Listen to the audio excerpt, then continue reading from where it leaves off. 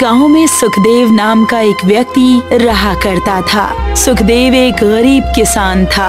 उसके परिवार में उसकी 10 वर्षीय पुत्री कोमल और उसकी पत्नी आरती रहा करती थी।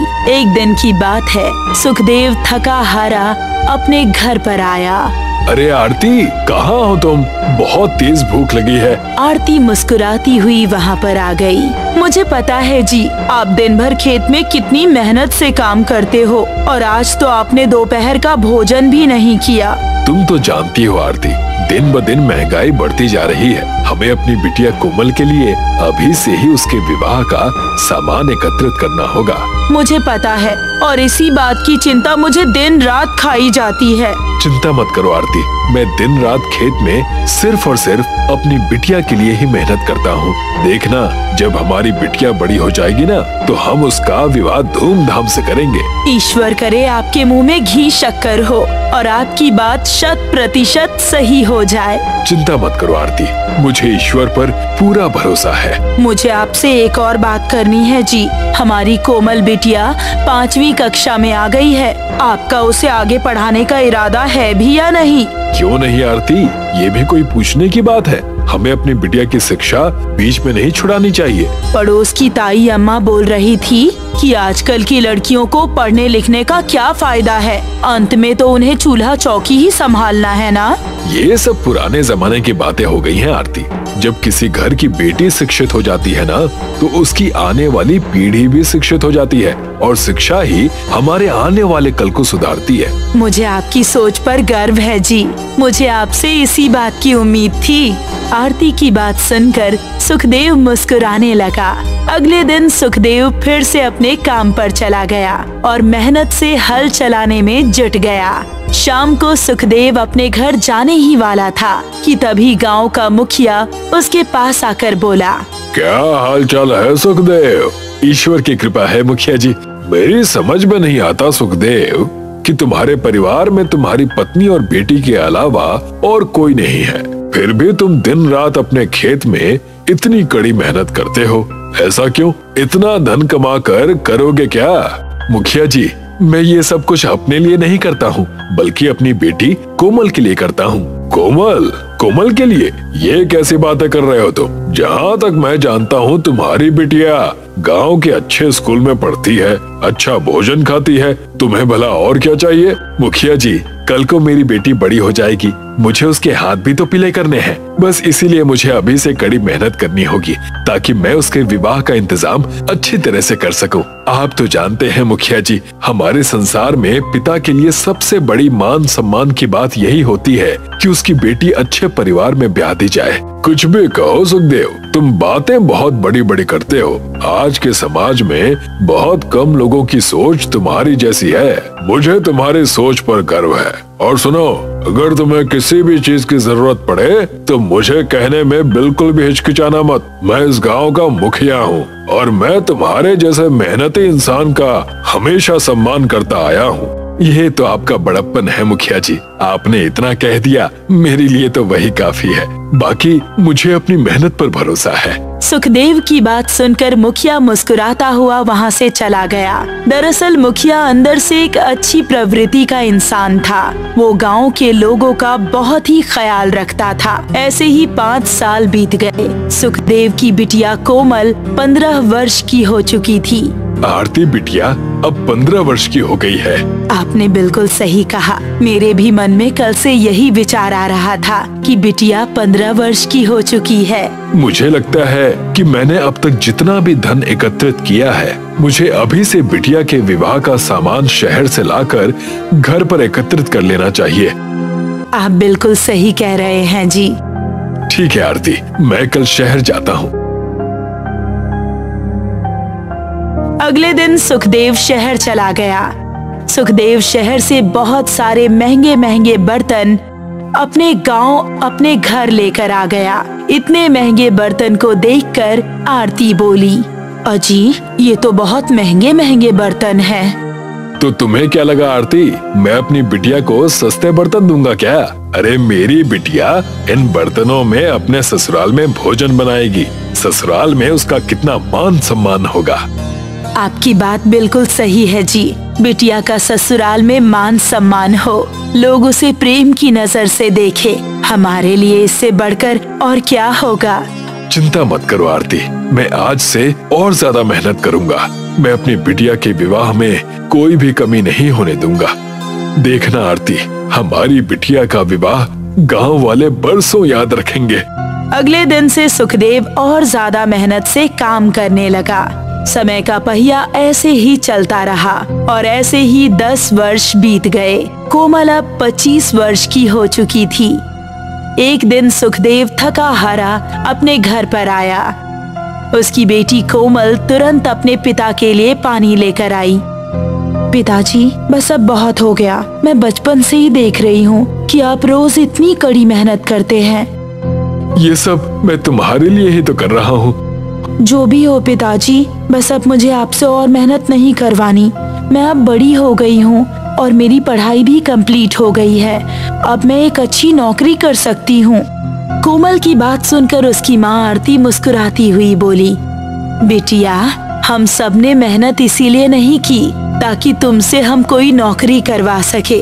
हमारा तो शुरू से सपना यही था कि हम तुम्हारे हाथ पीले कर सके। तुम्हारी माँ सही कह रही है कोमल। कल मैं शहर जाकर तुम्हारे विवाह के लिए और भी आधुनिक महंगा सामान खरीदकर घर ले आऊंगा। मुझे आपसे एक और बात करनी है जी। बोलो, क्या बात है?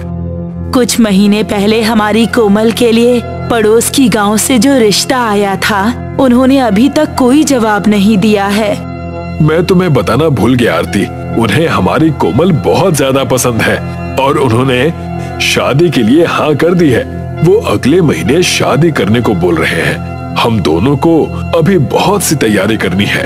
मैं कल शहर जाकर सारी खरीदारी करके लाता हूँ।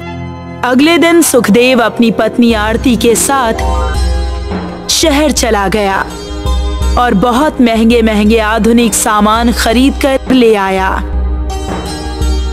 पूरा परिवार खुश था। सुखदेव और आरती बहुत थक चुके थे। वो गहरी नींद में सो गए। अगली सुबह जब उनकी आंख खुली तो अपने घर का दृश्य देखकर आरती सहम गई और अपने पति से बोली, अजी सुनते हैं, सारा सामान कहाँ गया? वही तो मैं सोच रहा हूँ आरती कि सारा सामान कहाँ गया। कल रात तक तो सारा सामान यहीं रखा था। आखिर कौन सामान को ले जा सकता है? हमारी आंख क्यों नहीं खुली? आरती जोर जोर से रोने लगी। आरती का रोना सुनकर सुखदेव के पड़ोसी एकत्रित हो गए। गांव का एक व्यक्ति सुखदेव को अकेले में ले जाकर बोला, सुखदेव, क्या तुम्हें पता नहीं है कि आजकल यहाँ पर चोर बाजार की गैंग बहुत सक्रिय है? तुम कहना क्या चाहते हो? यहाँ से कुछ दूर एक बहुत बड़ा चोर बाजार लगता है। कहते हैं कि उस चोर बाजार के मालिक ने अपनी पूरी एक गैंग बनाई है जो रात के समय गांव के घरों के अंदर घुस जाते हैं और सोते हुए लोगों को बेहोश कर देते हैं और सारा सामान लेकर रफू चक्कर हो जाते हैं। अब मैं क्या करूं? सबसे पहले तुम जाकर उसे चोर बाजार में देखो कि तुम्हारा गायब हुआ सामान वहाँ पर मौजूद है या नहीं। उस व्यक्ति के कहने पर सुखदेव तुरंत उस चोर बाजार में पहुँच गया और पूरे चोर बाजार में अपने सामान को ढूंढने लगा। तभी उसकी नजर चोर बाजार की एक दुकान पर पड़ी जहाँ पर उसकी लाई हुई टीवी और फ्रिज रखी हुई थी। सुखदेव वहाँ पर पहुँचा और दुकानदार से बोला, ये तो मेरी लाई हुई टीवी और फ्रिज है। मैं इसे कल ही बाजार से लेकर आया था। तुम्हारा दिमाग तो ठीक है। क्या सबूत है कि तुम इसे शहर से खरीद कर लेकर आए हो? मेरी बात का विश्वास कीजिए, ये सामान मेरा है। सीधी तरह से यहाँ से चले जाओ, नहीं तो मुझे तुम्हारे जैसे व्यक्तियों से बात करना आता है। अब अपना रास्ता नापो और निकलो यहाँ से। तभी वहाँ पर एक व्यक्ति आ गया और उस दुकानदार से बोला, क्या कोई समस्या है? मोहनलाल जी ये बोल रहा है कि ये सारा सामान इसका है। दुकानदार की बात सुनकर मोहनलाल हंसते हुए सुखदेव की ओर देखकर बोला, मैं ही इस चोर बाजार का मालिक हूँ। क्या तुम्हारे पास कोई सबूत है कि ये तुम्हारा सामान है? क्या मेरी आंखों में आंसू आपको नजर नहीं आ रहे? इन आंसुओं की आज के जमाने में कोई कीमत नहीं है। यहाँ से निकल जाओ, इससे पहले कि मैं तुम्हें धक्के देकर बाहर निकाल दूं। सुखदेव रोता हुआ वहाँ से जाने ही वाला था कि तभी एक बुजुर्ग व्यक्ति सुखदेव के पास आकर बोला, मैं तुम्हें जानता हूँ, कहीं तुम सुखदेव तो नहीं? सुखदेव उस व्यक्ति को गौर से देखने लगा। अरे लाला जी, आप तो हमारे ही गांव में रहते हैं। सही कहा, लेकिन तुम यहाँ पर क्यों आए हो? सुखदेव रोते हुए सारी घटना लाला जी को बताने लगा। मैं सब समझ गया सुखदेव, तुम्हारे साथ वाकई बहुत बुरा हुआ है। तुम एक काम करना, तुम यहाँ पर कल आना, मैं तुम्हारी जरूर मदद करूँगा। सुखदेव रोता हुआ वहाँ से चला गया। लाला जी सीधे उस चोर बाजार के मालिक से जाकर बोले, मोहनलाल जी, मैं आपके चोर बाजार में बरसों से मुनीमगिरी कर रहा हूँ। आपके किए हुए कई गलत काम भी मैंने अनदेखे किए हैं और उसके लिए मैंने आज तक आपसे कुछ नहीं मांगा। आखिर तुम कहना क्या चाहते हो? मैं चाहता हूँ कि आप सुखदेव के घर का सामान वापस कर दें। कौन सुखदेव? कैसा सुखदेव और कैसा सामान? तुम जानते हो लाला जी कि मेरा धंधा क्या है? हमारी गैंग इतने लोगों के घरों में चोरी करती है, मैं कैसे बता सकता हूँ? अभी जो व्यक्ति तुम्हारे पास खड़ा रो रहा था, उसका नाम सुखदेव है। कल रात उसके घर पर आपकी गैंग ने चोरी की। वो व्यक्ति बहुत ही शरीफ है और मैं उसे 20 सालों से कड़ी मेहनत करते हुए देख रहा हूँ। मैंने उसे एक एक रुपया अपनी बेटी की शादी के सामान के लिए बचाते हुए देखा है। आपके गुंडे उस व्यक्ति के घर पर चोरी कर कर सामान ले आए। सोचिए उसके दिल पर क्या बीतती होगी। अगर मैं ये सब देखने लगा ना, तो मेरा धंधा तो बंद हो जाएगा।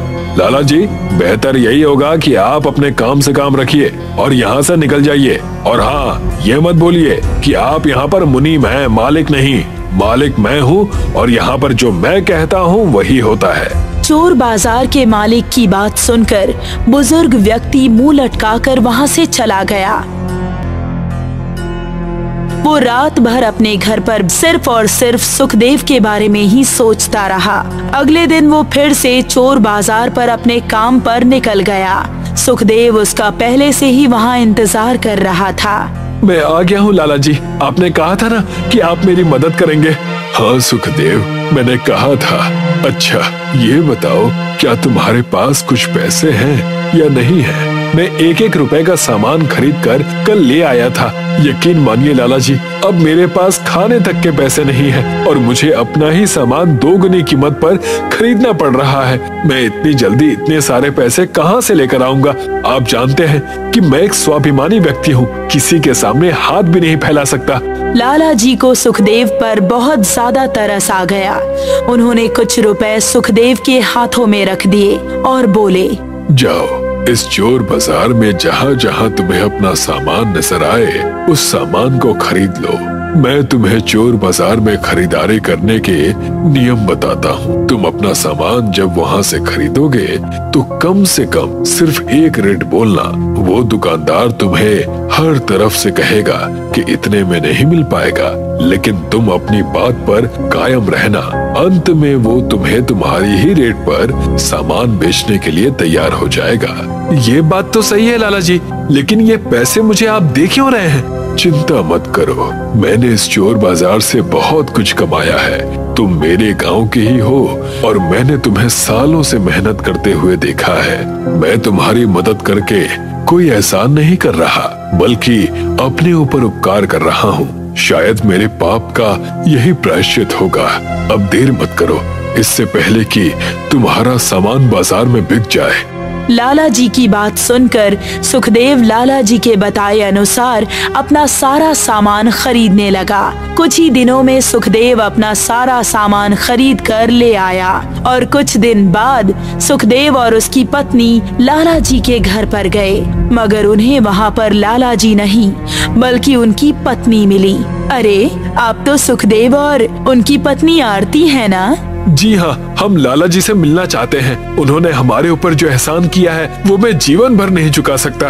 दरअसल कल रात लाला जी ने चोर बाजार के मालिक को गिरफ्तार करवा दिया, क्योंकि लाला जी खुद जुर्म के बराबर में शरीक थे। इसीलिए पुलिस उन्हें भी अरेस्ट करके ले गई। उन्होंने कहा था कि आप लोग यहाँ पर जरूर आएंगे। दरअसल सुखदेव के आंसुओं ने लाला जी जैसे व्यक्ति के अंदर की ईमानदारी को जगा दिया था और वो चोर बाजार में नौकरी करते हुए भी ईमानदार बन गया था। उसके बाद सुखदेव ने अपनी बेटी कोमल की शादी धूमधाम से की और कन्यादान करके कोमल को घर से विदा कर दिया। रमिया और बंडिया नाम के दो मछुआरे वसई गांव में रहते थे। दोनों एक दूसरे के पड़ोसी थे। दोनों रोज मछलियां पकड़ने समंदर में जाते। रमिया हंसमुख स्वभाव का था। वो जितनी भी मछलियां पकड़ता उससे संतुष्ट रहता और मछलियां पकड़ने के बाद भगवान का धन्यवाद भी करता। धन्यवाद देवा, तुमने आज मुझे अच्छी मछलियां दे दी।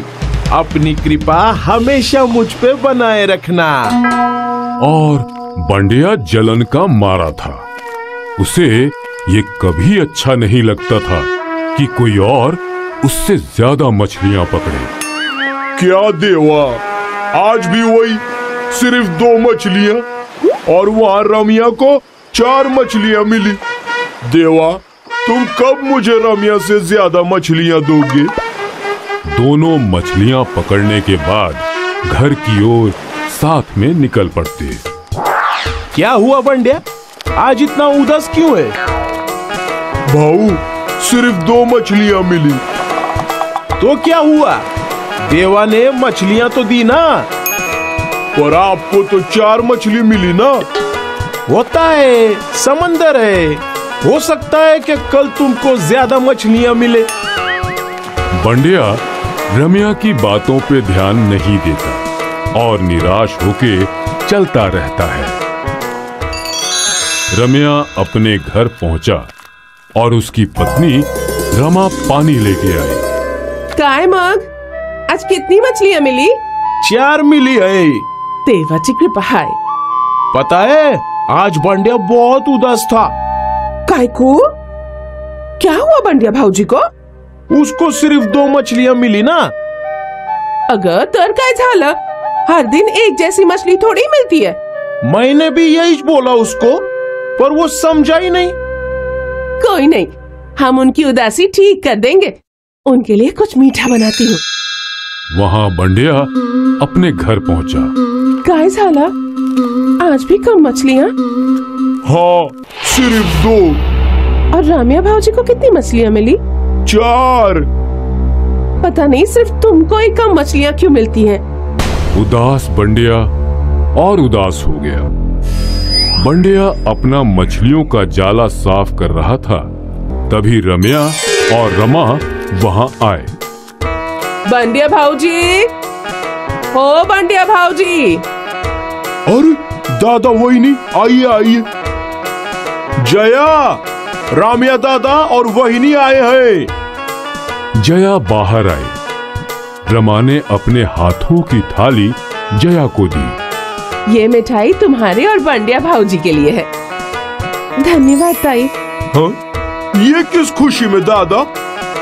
बस ऐसे ही तुझे खुश करने। धन्यवाद दादा। चल, अब हम चलते हैं। रमिया और रमा वहाँ से निकल गए। तुम्हें खुश करने नहीं, तुम्हें जलाने। जब देखो अपनी अच्छी किस्मत का दिखावा करते हैं दोनों। बंडिया और जया जलन की आग में जल रहे थे। अगले दिन, जया सुन, आज मैं समंदर जल्दी जा रहा हूँ। तू एक काम कर, आज कुछ भी करके रामिया को उलझाए रख। तब तक मैं जितनी हो सके उतनी मछलियाँ पकड़ लूंगा। हाँ हाँ, वो मैं कर लूंगी, पर आज तुम ज्यादा मछलियाँ पकड़ के लाना। हो मिजा तो। और फिर बंडिया समंदर पहुंच गया और उसने अपना जाल फेंक दिया और राह तकने लगा। यहाँ जया, अब ताई, कल मैंने यहाँ पर मेरी नीली साड़ी सुखाने डाली थी, कहाँ गई? मला काय माहिती, वही होगी देख। ताई, कल आपकी नजर उस साड़ी पर थी ना? तुला समझता का? तू क्या बोल रही है जया? भाऊजी, मैं सोच रही हूँ कल ताई साड़ी के आसपास ही घूम रही थी। अगो, मैं तुम्हारी साड़ी क्यों लूंगी? क्योंकि आपकी उस साड़ी पर पहले से ही नजर थी। काय पर? दोनों को झगड़ता देख कुछ लोग वहां जमा हो गए और गांव के बुजुर्ग पाटिल वहां पहुंचे। जया, क्या तुम्हें यकीन है कि तुम्हारी साड़ी रमा ने ली है? हो। तो फिर रमा के घर की तलाशी लेते हैं। भीड़ में से दो लोग रमा के घर में गए। वहां समंदर में बंडिया को लगा कि उसने बहुत सारी मछलियां पकड़ ली। वो जाल खींच रहा था, लेकिन जाल ऊपर ही नहीं आ रहा था। रम्या और रमा निराश खड़े थे। वो दो लोग जो तलाशी ले रहे थे वो बाहर आए। पाटिल जी, रमा के पास कोई नीली साड़ी नहीं है। क्या तुमने हर जगह देखी? हाँ, सभी जगह देख ली। ठीक है जया, इसका मतलब रमा ने तुम्हारी साड़ी नहीं चुराई और तुमने उस पे ये झूठा इल्जाम लगाया। बंडिया पानी में कूदा और उसने देखा कि उसके जाल में पत्थर फंसे हैं, मछलियां नहीं। जया, तुमने रमा पे गलत इल्जाम लगाए, तुम्हें इसकी सजा मिलेगी। अगले 1 महीने तक तुम रमा के घर का सारा काम करोगी। जया निराश हो गई। कुछ देर बाद बंडिया घर लौटा। उसने जया को सब बताया और फिर जया ने भी उसे पूरा किस्सा बताया। अरे बाप रे, हे काय केलं आपण? मछली भी नहीं मिली और अब तुम्हें सजा भी काटनी पड़ेगी। देवा रे देवा। बंडिया और जया की जलन ने उन्हें सजा दिलवाई। इसीलिए कहते हैं, दूसरों का बुरा सोचेंगे तो पहले अपना ही बुरा होगा।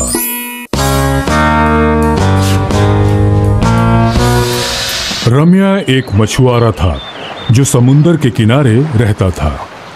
रम्या रोज अपने दोस्त बंदिया के साथ समंदर में मछलियां पकड़ने निकलता। नाव को समुंदर के बीच में ले जाकर, राम्या भाऊ, एक सवाल पूछूं क्या मैं? अरे पूछना बंडिया। ऐसी कौन सी चीज है जो दिन में सोती है और रात में रोती है, और जितना ज्यादा रोती है उतना उजाला देती है? दिन में सोती, रात में रोती।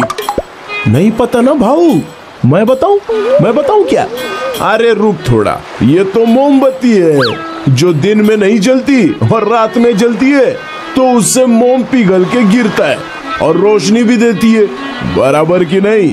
क्या भाऊ, इस बार भी आप ही जीत गए। रम्या पढ़ा लिखा नहीं था, पर होशियार जरूर था।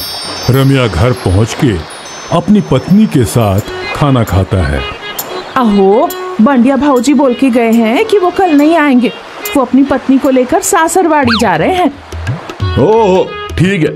एक बंडिया भाऊजी हैं जो अपनी बाइकों को लेके सासरवाड़ी गए हैं, और एक आप हो। अगले हफ्ते तुमको भी लेके जाऊंगा तुम्हारे माँ के घर। सच्ची? अगबाया। रम्या की पत्नी बहुत खुश थी।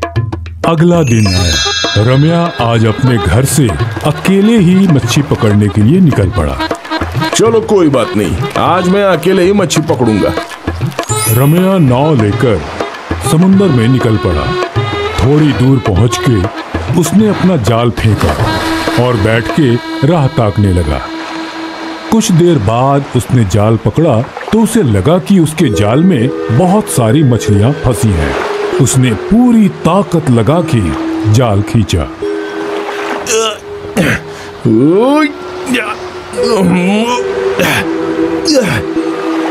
आइला, अरे ये क्या? सिर्फ 4 मछली, और ये क्या बोतल है? रम्या ने उस बोतल को यहाँ वहाँ घुमा के देखा और फिर उसने बोतल खोली।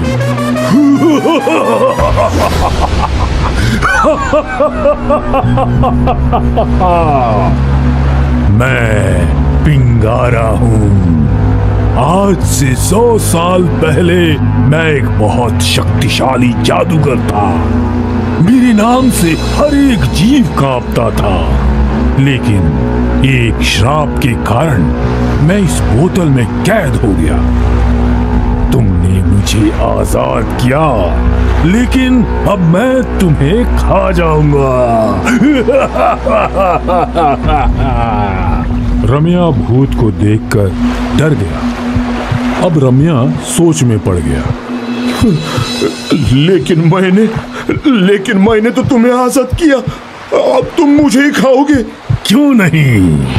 100 सालों से किसी इंसान को नहीं खाया, आज तो मेरी दावत है। अरे बाप रे, अब मैं क्या करूं? अब तुम कुछ नहीं कर सकते, तुम मेरा खाना बनोगे।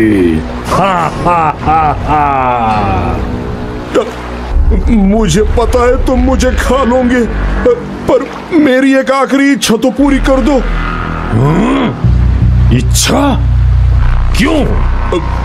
अच्छा ठीक है, बताओ क्या है तुम्हारी आखिरी इच्छा? तुम इतने बड़े और शक्तिशाली हो, पर मुझे समझ में नहीं आ रहा है कि तुम इतनी छोटी बोतल में समा कैसे गए? तुम इंसानों को ऐसे आड़े टेढ़े सवाल ही आते हैं। रुको, मैं तुम्हें दिखाता हूँ कैसे। भूत ने अपना आकार छोटा कर लिया और वो उस बोतल में चला गया और रम्या ने झट से बोतल का ढक्कन लगा दिया। बाबा रे बाबा, आज तो मेरा किस्सा ही खत्म हो जाता। नको रे बाबा, ये बोतल नको। रम्या बोतल को वापस समंदर में फेंक देता है और अपने घर की ओर लौट आता है। रम्या की होशियारी ने उसकी जान बचाई